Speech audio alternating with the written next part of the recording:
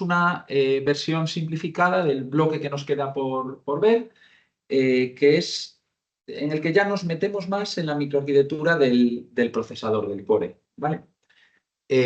También hay un vídeo que corresponde con esta parte, en el que se analiza las características del core y luego se hace un ejemplo con otro de los simuladores que tenemos, el RFPGA Pipeline, para analizar distintos riesgos y ver cómo los gestiona el procesador. Y finalmente en ese bloque se explica cómo configurar el core, que en realidad es una cosa que ya hemos estado haciendo en este otro bloque. Entonces, bueno, esto es una versión simplificada que voy a explicar rápidamente y luego os explico los ejercicios que se proponen en la hoja de este bloque. Bueno, si habéis visto el vídeo, esto ya os sonará. El procesador Vire H1 es un procesador con arquitectura RISC-V de 32 bits. Incluye la extensión base, el repertorio base y las extensiones C y M, de instrucciones comprimidas y operaciones multiplicación y división enteras, e implementa una serie de técnicas microarquitectónicas que se explican durante este tema. En primer lugar, es un procesador con un pipeline profundo de 9 etapas, que posteriormente veremos aquí brevemente, en el vídeo se explican en más detalle.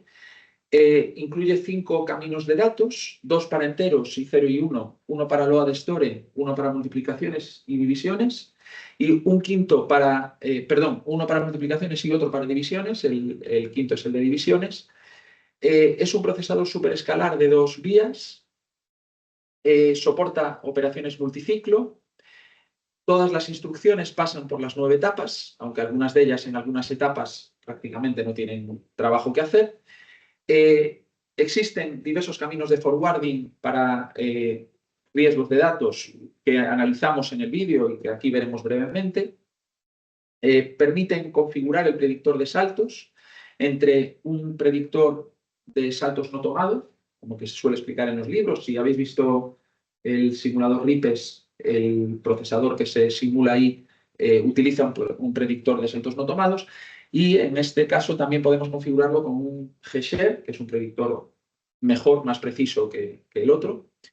Y utiliza incluye cache de instrucciones, pero no de datos. Y incluye 2 scratchpads, una de datos, una de instrucciones, que son configurables. En nuestro caso tenemos activa la de datos e inactiva la de instrucciones, aunque se podría activar. Tiene soporte para load sistores desalineados, también para load y divisiones no bloqueantes, e incluye una técnica que en el vídeo está explicada, aquí no voy a parar, que llaman ALUs secundarias, que consiste simplemente en repetir la operación de aritmético lógica en caso de que hubiera una dependencia de datos con una instrucción multiciclo anterior. Tenéis detalles en el vídeo. Bien, el procesador contiene 9 etapas, como decíamos, que las vamos a ver en esta figura, no se muestra apenas detalle, la vamos a ver en más detalle más adelante. Es un procesador superescalar de 2 vías, lo que quiere decir que puede ejecutar en paralelo 2 instrucciones. Aquí en la figura de arriba veis que, en efecto, en cada ciclo se decodifican 2 instrucciones en paralelo, ¿vale? Después ya, dependiendo de si existen riesgos de datos, riesgos estructurales o riesgos de control, se podrán progresar o no, pero siempre que sea posible progresarán las 2 por los caminos que les corresponda. Si, por ejemplo, tenemos una instrucción aritmético-lógica y una de multiplicación, pues cada una se asignará al camino de datos que le corresponda y avanzarán por el pipeline en paralelo. Cualquier otra combinación sería válida también. Da soporte a operaciones multiciclo, en particular las multiplicaciones están divididas en 3 etapas, son segmentadas, por tanto puede una multiplicación estar en la segunda etapa a la vez que otra multiplicación posterior está en la primera etapa. Lo mismo ocurre en el camino de loads y stores, también se divide en 3 etapas. Fijaos que en la primera se calcula la dirección efectiva, en la segunda se realiza el acceso a memoria y en la tercera el alineamiento y combinación de los datos. Por su parte, el camino de enteros tiene la ALU en la primera etapa, la segunda y la tercera apenas hacen trabajo, y el divisor no está segmentado, es diferente a los demás caminos de datos y lo que hace cuando hay una división es parar el pipeline y esperar el resultado de la división. Aunque, como vimos antes, hay posibilidad de implementar divisiones no bloqueantes. Esto es configurable. Bien. Bueno, si en algún momento queréis preguntar algo, me lo decís, me paráis. En cuanto a la jerarquía de memoria, ya avanzábamos antes. Tenemos una cache de instrucciones y una scratchpad de instrucciones, aunque esta está deshabilitada. Y luego tenemos el acceso a la memoria externa, que es más lento, obviamente. Estas en un ciclo obtienen el dato, esta tarda varios ciclos. Y luego, en cuanto a datos, tenemos scratchpad de datos, que esta sí la tenemos activa, dado que no tenemos cache de datos. Y tenemos el acceso también a la memoria externa. Estos son los rangos de direcciones en los que están mapeadas cada una de las memorias. Bien, en cuanto a las etapas del pipeline, bueno, en esta figura apenas se aprecia nada, pero es por dar una visión general de las 9 etapas que tiene el procesador. A continuación se amplían en 2 bloques distintos, la parte del fetch y alineamiento y la parte de la decodificación y ejecución y write back. Bien, aquí tenemos las 3 primeras etapas, que son F1, F2 y alineamiento. En la primera etapa de fetch se genera la dirección. En la segunda etapa se accede a memoria para obtener las instrucciones y se obtienen las instrucciones y se guardan en estos buffers. Estos buffers tienen capacidad para 128 bits. En la siguiente etapa, en la tercera etapa, se hace el alineamiento, de tal manera que se seleccionan 2 instrucciones de entre estos buffers para progresar por el pipeline. Si pasamos a la siguiente transparencia, en la que se muestran las 6 etapas finales del procesador, aquí estaría el alineamiento que le proporciona a la etapa de decodificación las 2 instrucciones seleccionadas para ejecutar en este ciclo, de tal manera que se decodifican, las señales de control se propagarán por los registros del pipeline a las siguientes etapas y, por otro lado, se accede al banco de registros. El banco de registros proporcionará los operandos y la etapa de decodificación enviará al camino que corresponda las instrucciones. Lo que decía, ¿no? Si, por ejemplo, tenemos una aritmético lógica y una de LOAD, pues la aritmético lógica irá por aquí, la de LOAD irá por el camino LS. ¿Vale? Aquí pueden producirse dependencias estructurales, es uno de los casos que analizamos. Si, por ejemplo, llegan a la vez 2 instrucciones de multiplicación, solo hay cabida para que una progrese y la otra se quedará esperando. Y meteremos una burbuja en la segunda vía. ¿Vale? Estas situaciones se analizan en el ejemplo del vídeo y, bueno, en algunos de los ejercicios también veremos cosas parecidas. Como veis, al llegar a la etapa de X3 se selecciona uno de los caminos. En Commit también se selecciona a partir de esto o de otros caminos en los que no nos metemos. Fijaos que esto tiene que ver con la luz secundaria. Y finalmente, en la etapa de write back, los datos, en caso necesario, se escriben al banco de registro. Estas son las 9 etapas de las que consta el procesador. Bien, como decía, en el vídeo se proporciona un ejemplo, que es este que tenéis aquí, en el que en rojo están señaladas las distintas situaciones de dependencias que se van analizando. Bueno, aquí tenemos una dependencia estructural, aquí tenemos una dependencia de datos entre T4, que aquí se escribe, aquí se lee. Aquí tenemos otra dependencia de datos también, T4, T4. Otra dependencia de datos entre un load y un store. Una operación multiciclo, de cuyo resultado depende la instrucción que viene a continuación. Otra dependencia entre load y multiplicación. Se ven, como veis, distintas combinaciones de instrucciones que muestran situaciones representativas, ¿no?, de distintos casos. Y finalmente, un salto en el que se puede analizar el riesgo de control. Y se pueden configurar el predictor de saltos de formas distintas para ver el comportamiento que presenta en cada caso. Bueno, esto está muy ampliado en el vídeo, donde se va explicando caso a caso sobre el simulador. Vale, en esta parte ya no me paro porque esto ya lo vimos en el ejercicio 1 del bloque anterior, era lo de la configuración del core. Y lo que sí os quiero mostrar es la simulación bueno, os quiero mostrar el primer ejercicio sobre todo, y vemos un poquito también los demás. El primero es el obligatorio, y os quiero mostrar la ejecución y lo que tenéis que hacer, ¿no? Entonces, como veis, este primer ejercicio utiliza el mismo código que utilizamos en el primer ejercicio del bloque anterior. el filtro, implementado en C y luego implementado en ensamblador, que es lo que vamos a utilizar. Nosotros vamos a utilizar la versión en ensamblador. Y el objetivo es simular y analizar el comportamiento del cuerpo del bucle interno, el loop K, en el simulador del pipeline, del VireH1, ¿vale? De manera que podamos analizar las dependencias y cómo se van gestionando. Algo similar a lo que hicimos, a lo que se hace en el vídeo, pero sobre este otro código. Y luego se nos pide también calcular el CPI, pero en lugar de hacerlo con los contadores hardware, como hicimos en el bloque anterior, aquí lo vamos a hacer contando nosotros una de las iteraciones, el rendimiento los ciclos e instrucciones que tendría. Entonces, bueno, aquí se os dan las instrucciones para ir haciendo esto paso a paso. Vais a trabajar sobre el mismo ejemplo del ejercicio anterior, por tanto, lo que tenéis abierto, si estabais trabajando en ese ejercicio, lo tenéis abierto ya y lo podéis reutilizar. Y simplemente tenéis que tener la precaución de actualizar la ruta al simulador, que ahora es otro, ahora es el del pipeline, ¿vale? Entonces la ruta la tenéis aquí, es copiar y pegar, y os lo voy a mostrar para que lo veáis ejecutando. Entonces aquí tengo la máquina virtual, tengo abierto tengo abierto otro código, voy a abrir el de hardware counters, que lo tengo aquí. Aquí está, y entonces lo primero que tenéis que ver, bueno, por supuesto, el de hardware counters ya tendrá pegado el código que tenemos que utilizar, que es el mismo que el de antes, ¿no? Entonces, lo que tenéis que ver es que en platform.io.ini la ruta sea la correcta. Yo ya la tengo, pero es posible que no venga por defecto. No recuerdo cómo viene por defecto, pero lo comprobáis, ¿vale? La ruta tiene que ser la que se os proporciona en el ejercicio. Entonces, nada, es simplemente copiar y pegar esto aquí en esta línea. ¿Vale? Una vez hecho eso, lanzamos el simulador del pipeline. Para ello, aquí en la pestaña de Platform.io tenemos el mismo botón que usábamos para Bitbo, que se usa para ambos simuladores. La diferencia lanzará uno u otro según lo que tengamos, según la ruta que tengamos en Platform.io. Entonces aquí va a lanzar el del pipeline.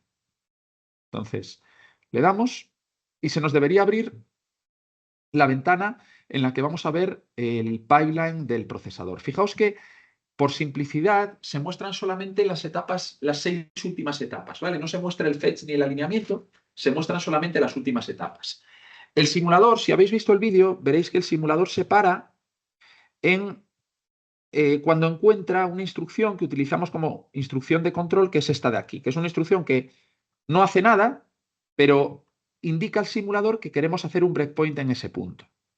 ¿Vale? De tal manera que el punto en el que pongáis esta instrucción, que por defecto está justo antes de entrar en el bucle, será donde se pare el simulador. AND 0T4T5. Esta ya está, ¿vale? No tenéis que hacer nada, simplemente os indico que funciona de esa manera.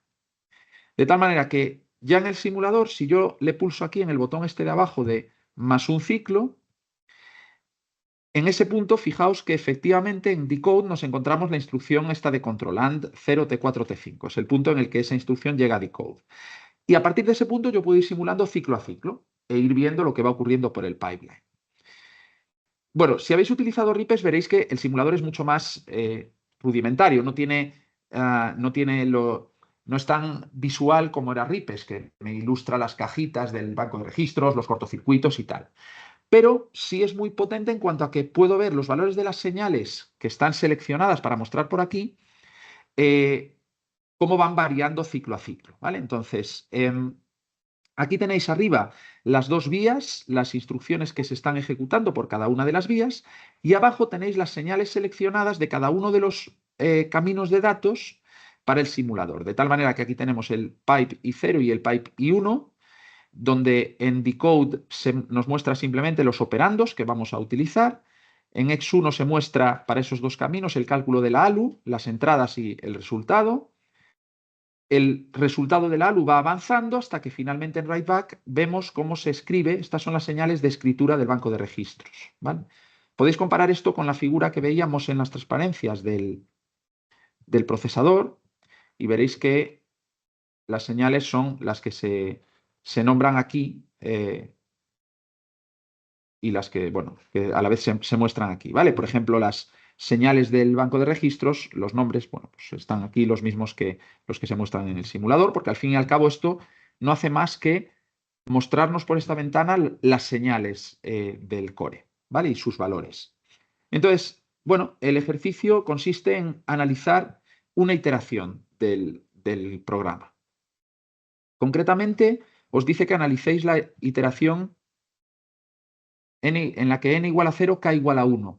¿Vale? La primera iteración será la n igual a 0, k igual a 0. Entonces nos queremos saltar la primera y analizar la segunda iteración. El motivo es que en la primera todavía vamos a ver fallos de la cache de instrucciones, vamos a ver fallos del predictor y no queremos que eso afecte a las medidas. Entonces queremos ver una iteración en la que ya la catch haya sido precargada con los bloques que va a utilizar, el simulador haya sido entrenado y por eso nos vamos a esta iteración.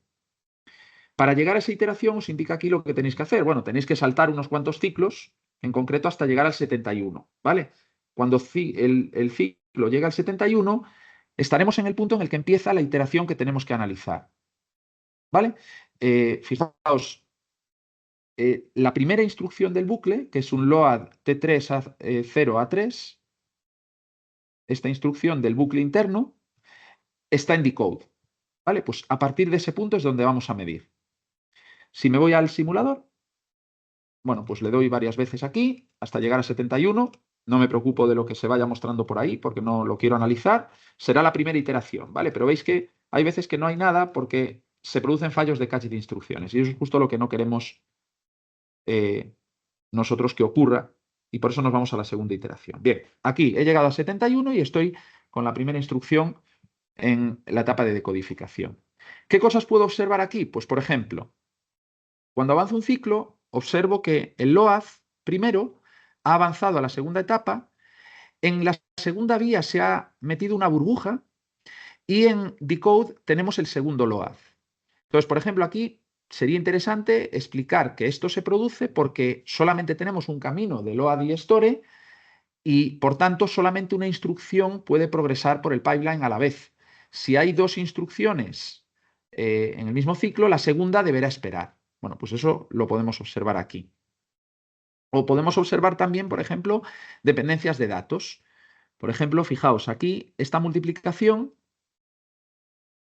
que tenemos en decode depende de T3 y T4, que han obtenido estos LOADs.